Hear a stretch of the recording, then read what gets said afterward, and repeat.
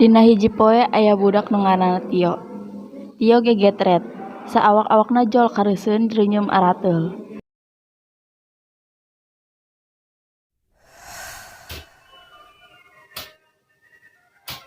Gua Tio luncat, awakna ngadegdeg. Tio mengpeunan beungeutna bari ngabangikik di juru kamar.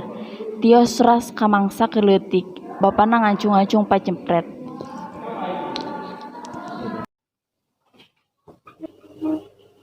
Mun peunteun matematika maneh teh 10 ulah balik sia.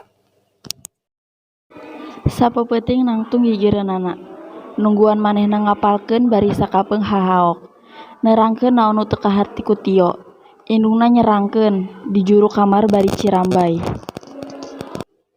Hidup anak lalaki teh kudu jadi kareueus kaluarga ya teh dokter KB. Mun maneh teh asup kana fakultas kadokteran, kurang coret geus dina kakak. Geus kajudi mun balik mawa kertas ulangan punten genap, bapana bakal pisah kumahaeun mulkana. Kalaksa aprak-aprakan tuanieun balik nuturkeun indung suku, ngalengkah ka mana bari boa ngalamun. Ngabayangkeun kumaha mun panghijeng bapana. Kumaha mun ditalian dina tangkal buah bari diparak. Kumaha mun disampeurkeun paneunggul. Kumaha mun di rohangan khusus dokter jaga, kasampak geus aya indungna disanghareupan ku Dokter Gunatri nu nyekel Tio ti saprak asup 7 taun kalarung.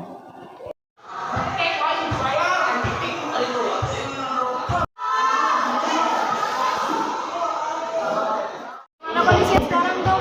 Sudah semaksimal mungkin untuk menyembuhkannya. Cuma kira-kira bisa sembuh berapa? Tergantung pengobatannya. Saatos babaraha warsi Tio damang. Anjeunna aya di rumah sakit jiwa. Karena aya hal Tio atos teu dilongok deui ku ibu Ramana. Saya pemerintah kayu jadi oskin cita-cita. Abdi Bu.